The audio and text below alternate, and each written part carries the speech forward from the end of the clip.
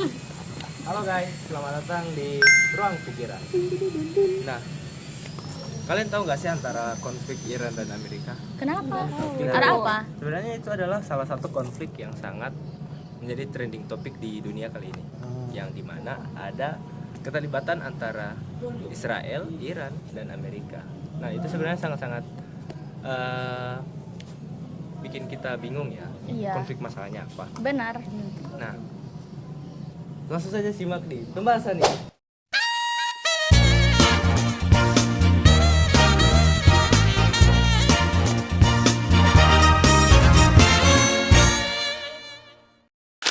Assalamualaikum warahmatullahi wabarakatuh. Perkenalkan, saya Muhammad Alfat Yaswedi sebagai host pada pembahasan kali ini, yang dimana di sini membahas tentang konflik yang sedang panas, yaitu antara Amerika dan Iran. Sebelumnya, perkenalkan anggota saya. Di samping saya ada Saya Firman Al-Hakim Junaid. Saya Siti Luciana. Saya Arfa Fitriani Saktiasan. Saya Jennifer Harun. Oke, yang pertama itu ada analisis geopolitik. Sebelumnya saya ingin bertanya kepada Adila, menurut kamu sebenarnya apa yang menjadi akar konflik di pembahasan antara Amerika dan Iran? Kalau dilihat dari sejarah, Amerika Serikat dan Iran itu sudah memiliki konflik sudah sejak lama. Salah satunya adalah Revolusi 1979. Nah, setelah Revolusi 1979 itu, Iran berubah menjadi Republik Islam. Nah, selain itu yang dapat memicu konflik Amerika Serikat dan Iran juga adalah Iran yang membangun nuklir, yang membuat Amerika Serikat itu kayak takut kepada Iran karena akan mengganggu Amerika Serikat. Nah, saya setuju dengan poin itu, tapi menurut saya ada faktor lain, yaitu persaingan pengaruh di kawasan Timur Tengah. Dan ini kan maksudnya wilayah yang memiliki minyak yang sangat besar kan. Jadi banyak negara besar yang ingin mempertahankan atau mempertahankan pengaruhnya di sana. Iya. Saya juga setuju sebagian. Tapi menurut saya konflik yang terjadi antara Iran dan Amerika ini tidak hanya soal krisis energi ataupun masalah politik. Tapi saya melihat di sini akar masalahnya sudah terjadi dari sejak masa lalu atau sejarahnya, yang dimana Iran di sini sebagai pihak yang merasa tersakiti melihat bahwa Amerika membangun sebuah kebijakan yang menurut mereka bertentangan ataupun membuat intervensi terhadap negara Iran itu sendiri, sehingga konflik ini juga dipengaruhi oleh faktor ideologi dan sejarah hubungan yang buruk antara kedua belah negara. Iya ya, kalau misalkan dipikir juga, kita nggak mungkin melihat konflik ini hanya dari satu sisi aja. Menarik sekali ya. Di sini kita bisa melihat bahwa konflik ini cukup kompleks karena melibatkan faktor sejarah, politik, dan juga kepentingan strategis di kawasan Timur Tengah. Itu merupakan salah satu hal yang sangat menarik karena kita bisa lihat bahwa konflik ini sangat-sangat kompleks karena melibatkan faktor sejarah, politik, ideologi, dan juga kepentingan strategis di kawasan Timur Tengah. Sekarang saya ingin kisah pembahasan ke dampaknya secara global. Saya ingin bertanya ke Arfa, bagaimana konflik ini bisa mempengaruhi ekonomi dunia? Nah, salah satu dampak yang paling cepat terlihat itu biasanya di kenaikan harga minyak dunia. Karena apa? Karena kan Timur Tengah ini merupakan salah satu wilayah penghasil minyak terbesar. Jadi setiap kali terjadi ketegangan di wilayah ini, maka pasar global itu akan langsung bereaksi. Dari situ, investor ini akan khawatir distribusi minyak itu akan terganggu. Nah, terutama karena adanya jalur perdagangan penting seperti Selat Hormuz. Ya, saya setuju dengan kamu, Arfa. Karena kan Selat Hormuz itu sangat strategis kan, karena dia itu sebagai jalur perdagangan minyak dunia.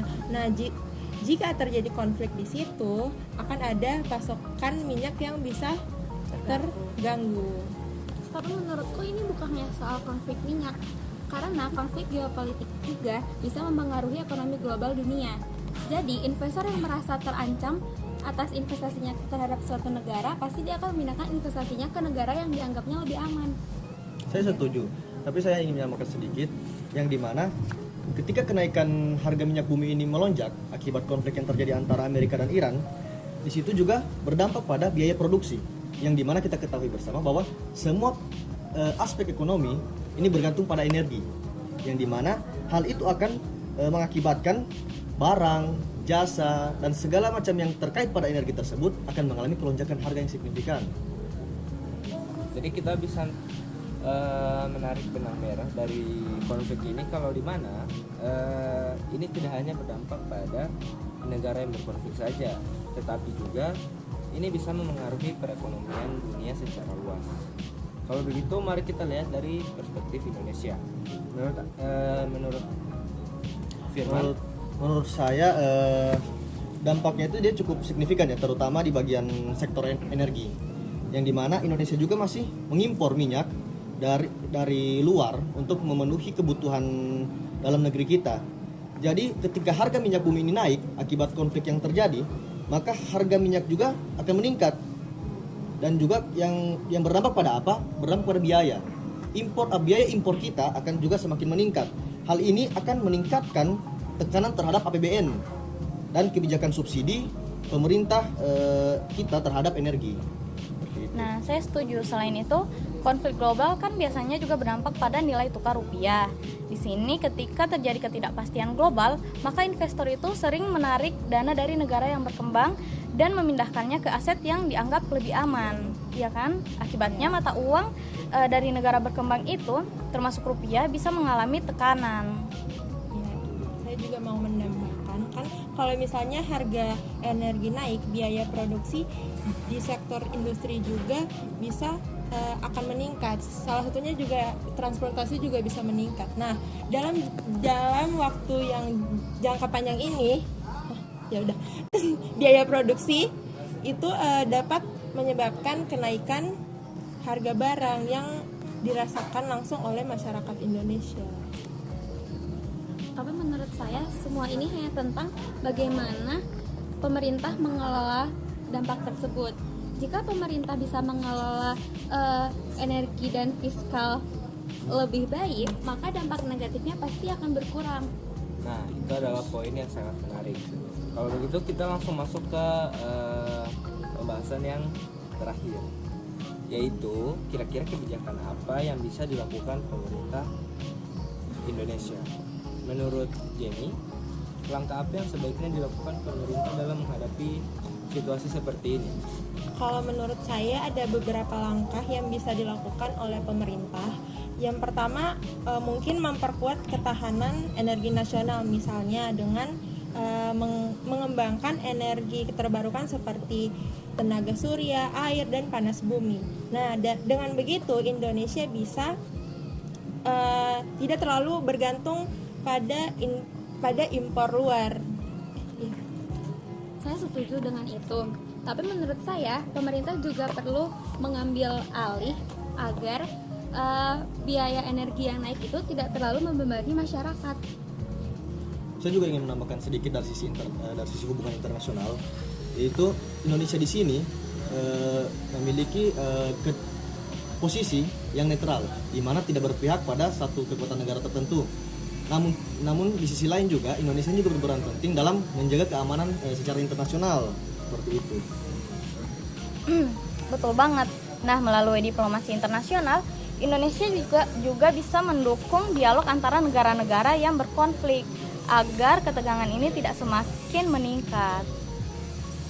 Nah, di sini kita bisa menyimpulkan ya bahwa kebijakan ekonomi dan diplomasi itu sama-sama penting untuk menghadapi dampak konflik global seperti ini. Nah, dari diskusi ini kita dapat melihat bahwa konflik antara Amerika Serikat dan Iran merupakan konflik yang kompleks dan melibatkan banyak faktor. Nah, benar sekali. Menurut saya konflik ini tidak bisa dilihat dari satu sisi saja. Seperti kita melihat yang revolusi 1979 dan juga ada beberapa faktor sejarah di masa lalu. Nah, selain itu dampak konflik ini juga sangat besar terhadap ekonomi global terutama pada sektor energi. Kita bisa melihat bahwa ketegangan di Timur Tengah ini bisa menyebabkan kenaikan harga minyak dunia, apalagi sekitar 20% itu distribusi dunia melewati Strait of Hormuz tadi. Ya. Dan juga bagi Indonesia sendiri, dampaknya ini kita cukup rasakan, yang dimana dampak dari konflik ini menyebabkan berbagai kenaikan harga, mulai dari harga energi yang melonjak, tekanan terhadap APBN negara, dan juga melemahnya nilai tukar rupiah, sehingga hal ini dapat berdampak secara signifikan terhadap ekonomi masyarakat yang ada di Indonesia. Oleh karena itu tadi yang sudah saya bilang tadi, ada rekomendasi yang bisa dilakukan oleh pemerintah Indonesia. Salah satunya itu yaitu memperkuat ketahanan energi nasional dengan mengurangi ketergantungan pada impor minyak dan mengembangkan energi terbarukan seperti panas bumi dan tenaga surya. Yang kedua, pemerintah juga perlu menstabilkan ekonomi negara, baik dari fiskal maupun dari moneter. Selain itu, kalau dari sisi internasional, Indonesia juga perlu untuk tetap menjalankan prinsip politik luar negeri bebas aktif, yaitu yang dimana tidak memihak tetapi tetap berperan aktif dalam menjaga perdamaian dunia. Tapi menurut saya Indonesia juga perlu lebih aktif dalam berkontribusi terhadap diplomasi, yang dimana bukan hanya bersikap netral dan diam, namun Indonesia juga agar bisa berkontribusi dalam menekan adanya konflik global tersebut, sehingga efek-efek negatif yang terdampak dari konflik tersebut dapat kita hindari, seperti itu. Nah, jadi sebenarnya permasalahan antara Iran dan Amerika ini sebenarnya kompleks, tapi banyak dampak yang dapat mengaruhi dunia, salah satunya di Indonesia gitu. Jadi untuk kalian yang menonton, silakan menambahkan ilmu sendiri atau menyimak video yang sedang membahas antara konflik Amerika dan Iran. Saya rasa cukup dari pembahasan kali ini. Saya selaku host di pembahasan kali ini pamit undur diri. Assalamualaikum warahmatullahi wabarakatuh. Waalaikumsalam warahmatullahi wabarakatuh. Goodbye.